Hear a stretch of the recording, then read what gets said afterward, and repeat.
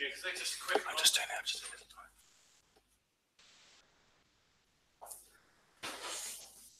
Hello, everyone. I think we're ready to go. So, welcome to the first one of the week. So, we do these. We try and do them every day of the week, really. Just a quick look, 20 minutes or so. What's going on with markets? What's moving?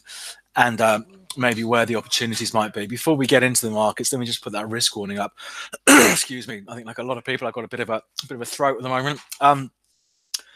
It's a quiet start to the week because US stock markets are shut this afternoon for the President's Day holiday. So it's maybe a bit of a quieter Monday than usual. But there's still stuff moving. We've seen oil push out to a fresh recovery high today. We're seeing a bit of movement on the pound and the euro. The pound, after being weak for much of February, the last couple of days, does look like maybe things might be turning around. Tomorrow, we've got 9:30 tomorrow, UK employment data. So we could see a bit of volatility tomorrow morning. And of course, we'll be back at 12:30 tomorrow to see how things are. But let me drag the trading platform across and we'll get started. As usual, if you have any questions, just pop them in the chat box on YouTube, and I'll keep an eye on that. And once we've been through all the usual markets, I'll answer any questions that have come through. So let's start with oil. Let's start things off with oil, just to show you this. It's just scraped a bit higher today. Let's flip this over to an hourly chart. So where are we? It's the what's the date today? 18th, isn't it? So you can see today about 8 o'clock this morning, it just poked up to about 56.65, that sort of area. So it's really continuing this recovery that started, where was it? Back here. Let's flip it over to a daily chart. So we're seeing oil continue the recovery higher from those lows in December. I'm not quite sure what that line's doing in there. Let's get rid of it. There we go. So the recovery in oil is still ongoing. So it started from about 42. We were up now at 56.5. I think the next big hurdle for oil, I think, is going to be the sort of the highs here back in mid-November, just before it fell off a cliff again. So maybe 58 to 60 is the next barrier for oil. But buying the dips in the price of oil is a strategy that has worked well since the beginning of this year. We saw the bulk of the gains were made from Christmas Eve until sort of a week and a half into January, but we're still seeing it well underpinned. I think, as I've been saying for a couple of weeks now, I think on the downside, the really big level is $50. It's a psychological level. It has held the price up since the middle of January. So I think if $50 breaks, then we have to start looking at maybe a deeper sell-off. But for now, at least, if we flip this over to an hourly chart, here we go. So you can see what the latest leg of the trend sort of started about a week ago. It was last Monday, actually. That was when the low was set for the week on Monday, and the market since then. So our latest bit of the trend looks something like that. The inventories this week, the major oil release every week is the crude oil inventories. They normally come out on a Wednesday afternoon, but because of the holiday in the US this week, they won't come out till Thursday. So we could see a bit of volatility Thursday afternoon. But just look at the levels. If we go back to February the 14th, the market sold off to 53.40, 53.50, that sort of area.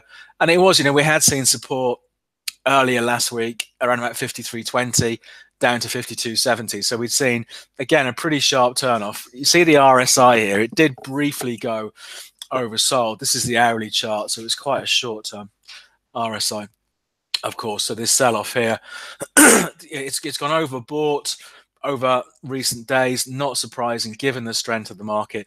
But for me, again, any weakness still looks like a buying opportunity. We've pushed out to fresh highs, fresh recovery highs today. So for me, some of the levels to watch, I think probably the obvious one is the low from, was it Friday's low? It was the 15th. Yeah, the 15th was Friday.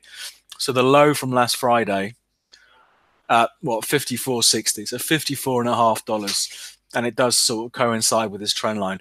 So it's moved a couple of dollars off that Friday low. If we saw the market under pressure the next couple of days, I think that's an area as any to watch for a bounce. And then we've got 53.40, and then down here 52.80. So basically, there's lots of support. So for now, any weakness for me in oil still looks like a buying opportunity. But looking on the dailies, I mean, we're looking really overbought. Excuse me, on the RSI. But I think there's an important lesson here. I think if you're new to trading, I think the temptation is to focus on things like RSIs, stochastics, that sort of thing. But in strong trending markets like we've had for oil, they can give you a signal far too early. You know, that the RSI on oil went overbought on January the 9th, and 5 weeks later, the price is still going up. So it can, you know, I think in strong trending markets, I'd be cautious about following these things too blindly. But for now, at least, it's a trend that is still going, but maybe 58 to 60 will end up being a problem, and we'll see a bit of cooling off. While we're on commodities, let's take a look at gold. Let's bring this one up. So again, you know, it's the same old on the big picture. Oh, it looks like it's having a go at breaking out as well, actually, gold. Same old. That recovery from August is still going. That trend still very much in place. It bumped up to, how high did it get? 1326. 1326 was the high at the end of January. First couple of weeks of February, it had been in decline, but we'll look at the short term in a minute. But it's hooking back up now. Has it actually broken out? It's not quite. It's been as high as what, 1326.04, I think, today, and the high from back then was 1326.20. But for now, at least, that recovery is still positive. Let's flip it over to the hourlies. When we were looking at this last week, you know, I was saying how the low 1300s had been providing support, came back down to it again on Thursday of last week, and since then we've seen the market power higher. So it would be interesting if it breaks above 1326 properly, then it's another breakout, you know, and I think we can start looking at maybe more aggressive targets. I mean, what would be the next big target for gold? I don't think there's much in the way till these old highs from last year, around about 1360. You know, we've got a bit of an obstacle. Let's just zoom that in. These highs from back in May last year, around about 1326 again, and after that, there's a lot of fresh air up to that 1350, 1360 level. So it will be interesting, I think, to see what happens. But the trend's still up. Bit of a sell-off the first couple of weeks of Feb, and since then, it's bounced back. And it looks like we could well get, if it rises $1 from here, we'll be out to fresh highs for this recovery and the best levels since about April last year. But for now, any weakness is still a selling opportunity, a buying opportunity. Sorry, if we saw the price under pressure, if it drifts back to the low 1300s, it does look like a buying opportunity. So let's see what happens. Let's take a look. Let's take a look quickly at stock markets. I mean, US stock markets are closed today, but just to catch up with what happened on Friday, yet again, it was another strong finish, and it was another recovery high. Highs for the year. This is the Dow we're looking at here. It does seem quite incredible, but this market has come 4,000 points. Has risen 4,000 points since the December lows on Christmas Eve, I think. So what's that, in about 6 or 7 weeks? The Dow's up 4,000 points. That was the move on Friday, nearly getting towards sort of 26,000, and it's still strong. You know, what can you say? The market's shut today. It's a 24-hour market, so it is still trading with us, but the official market is shut, so not expecting much volatility in the out of hours market. And I think it could get interesting up here. You know, we're back up. We were looking at this last week, sort of 26,100. The highs from early December, 26,300-ish, the highs from November. So if the market or if investors are going to get nervous again, we're getting close. You know, we're pretty much there. So I think that makes this an interesting week. And if it goes soaring through those old highs, you know, it's time to start looking at the move back to fresh all-time highs, which does seem quite incredible considering how much the market got knocked back in December, in October, November, December. So it's a bullish finish last week. It's a market that's still strong. Any dips, I've just flipped this over to an hourly chart. Any dips, bring the buyers back out. We'll look at it tomorrow in a bit more detail ahead of the market reopening. But a big level to watch, around about 25,250 to 25,300. The lows from Thursday and the low from Friday, and the market just took off then for most of the day. So that looks pretty positive. Let's take a look at the FTSE. This continues, I think, just about to move above 7,200. But I think because the pound's bounced back a bit today, it maybe puts a bit of pressure on the FTSE. But you remember last week when we were looking at this, I was saying that that the move through 7,200 was a pretty important one, because arguably we had our trends that looked something like that from August last year. Broke through 7,000, broke out the trend in early Feb. This 7,200, these old highs from November, again in December, and again in Feb, had stopped the market making much progress. But last week, we saw it move above 7,200. So what's going to be interesting now, because it's come off a little bit today, is I think to confirm this move is a valid break. Where do the buyers come back in? So I think the FTSE is an interesting one. Let me just start. If I could draw it properly, hold on a sec. So if we drew our trend that looked something like that, so that's from the lows, the February the 8th lows on the hourly chart, and that trend has done a pretty good job. And again, actually, this morning, 9 o'clock this morning, it's done a pretty good job of holding the FTSE up. So if we thought the break was valid, then the logical place for the market to move is back up to these old highs from the end of last week, about 72.70 and on to 7,300. Where would you want your stop loss? I think there's an obvious place for an aggressive stop. That's below the lows of today. The low for today is about 72.10 on the FTSE, or a more conservative stop, giving the market a bit more wiggle room, is below, I'd suggest, the Feb 13 lows, about 71.50, or up here at 71.80. Either way, we've got lots of support for the FTSE below current prices. It broke 7,200 last week. That looks positive. It sold off a little bit early this morning, but we have seen that trend line hold. So I think this is going to be an interesting market to keep coming back to as this week goes on, to see if it can push up to 7,300. So there's the FTSE. So I think the FTSE, I think now and again I feel the FTSE is a little bit dull, but I think with the move we've seen over the last 7 days or so, arguably looking a bit more interesting. We'll take a look at a couple of the currencies, and then we will, what are we going to do then? I'll answer the couple of questions that have come in. So let's just, we'll start off with euro dollar. It's been a really odd week last week, I think, for euro dollar, and really just continuing what has been something of an odd few months. The market, the lows for 2018 for the euro were set in November, when the market slipped to 112.15, 112.10, that sort of area. Then after that, it did bounce back, and whenever we've seen it since those November lows go below 113, the buyers have come back in, and it's turned around pretty quickly. It messed around a bit last week, and it did actually push on, was that Friday? On Friday, pushed almost back to those lows. So again, I mean, I think the narrative for the euro, from a sort of technical charts perspective, is if it's going to bounce from anywhere, then we are here. The RSI has gone oversold.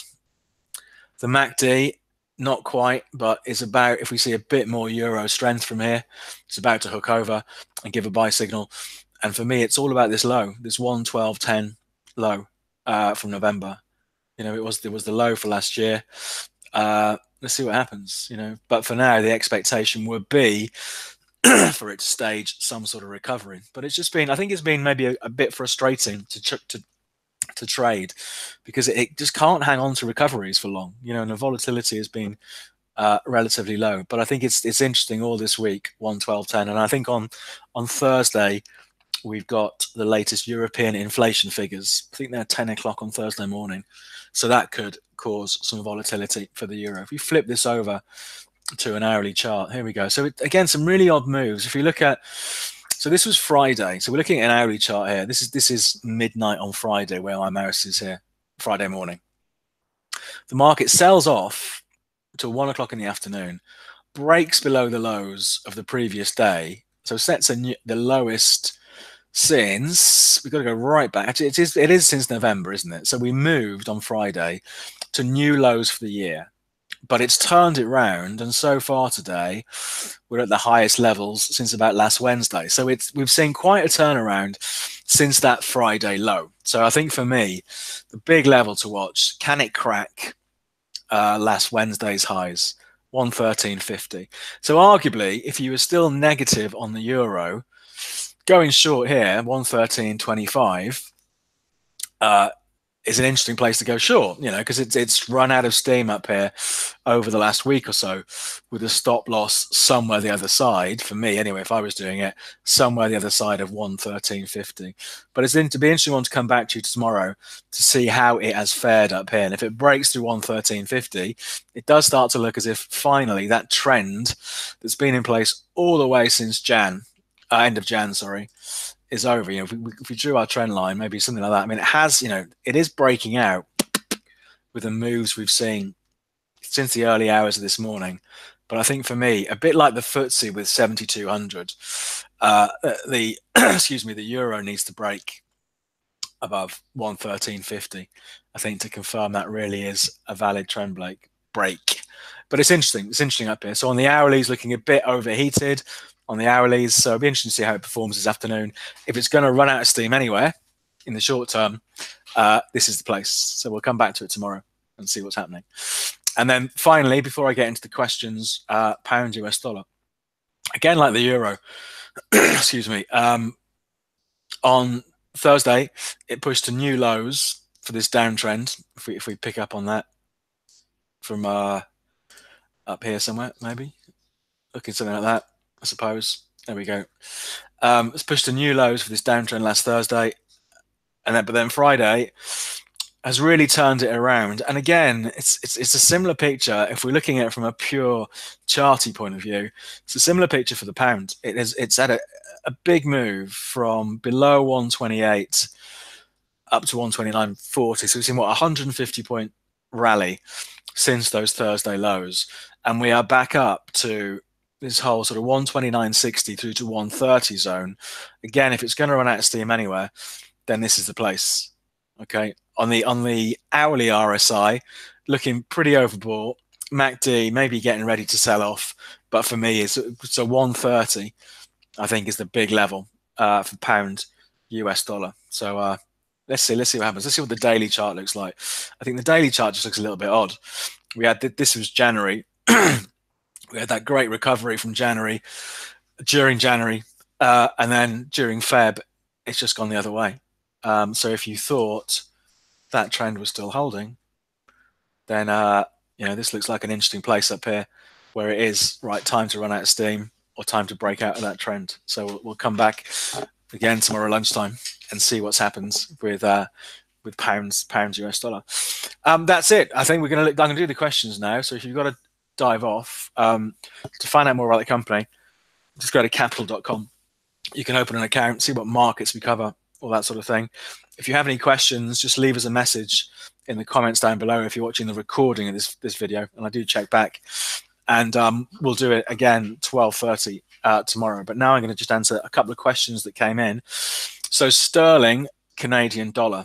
Let's take a look at that. So GBP, Canadian dollar. Here we go. Excuse me. Let's bring that one up. I think it's always a good discipline to start with the bigger picture view with a market you're not familiar with.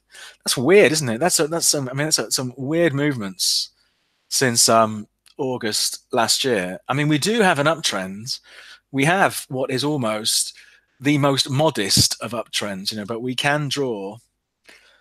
We got higher lows, haven't we, of the pound against the Canadian dollar. So and that's still going. It's really gradual, but lows of support running from about 165, 166, that sort of area. It's currently trading at 171. So if we're assuming this trend is going to continue, the target would be a run up to 175 and through there. But it's a weird, very gradual trend, but clearly sort of trying to nudge its way higher. So yeah, so for me, if it did sell off towards 168, it looks like a buying opportunity. Let's have a look on the hourlies. What does it look like on that?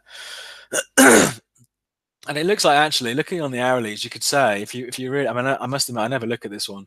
You could say, looking at the hourlies over the last week or so, it had been in a bit of a correction and it's broken out. So again, I suppose an aggressive trade would be a buyer at 171 with a stop under these recent lows. But the bigger picture is that trend is still up. So that's actually an interesting one. Sterling, Canadian dollar. So maybe we'll come back to that in a few weeks and see how that very modest trend is jogging along. Gold in GBP. I don't even know if we do that, but let me have a look. Because clearly, of course, the traditional way is to do gold in what's it? No, we don't. Gold in dollars. We don't do gold in sterling, unfortunately. So I can't show you that. So unless it's GBP gold, I don't think it is.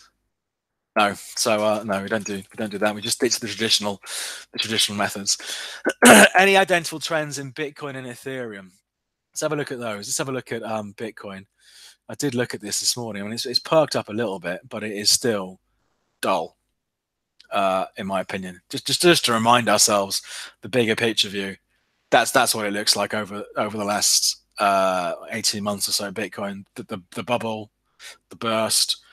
It stabilized for much of last year, fell off a cliff in November, and it's just dull. It's just a dull market, But again, I think what I always say when I look at this, the lows from September 2017, around about 3,000, did end up being support on the way up in that big run up. So I suppose if you were taking a longer term view on Bitcoin, then support $3,000 is a reference point.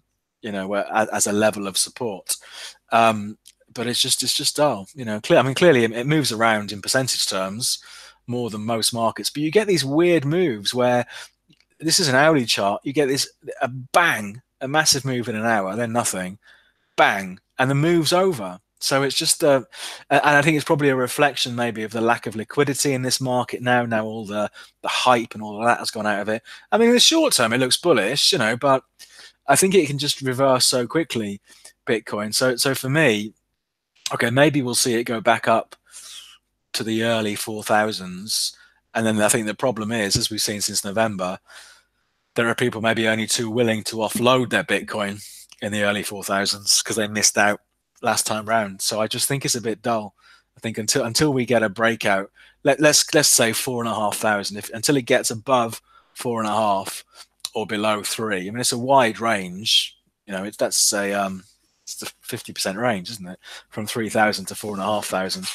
But that's just the way it's been trading. And I maybe look at it once a week these days because it's just died. I think I did do a video a couple of weeks ago on the channel looking at Bitcoin, and maybe clearly I think there are maybe a lot of people hanging on to the volatility that we saw in 2017 and 2018, but maybe that was just an odd period in Bitcoin's history, and maybe the true value of Bitcoin is around about $3,700. There's no law that says it's got to be really volatile. I looked, I did see some forecasts before I did this video, and I think the most bullish forecast I saw was one Bitcoin to be worth $1 million by 2030.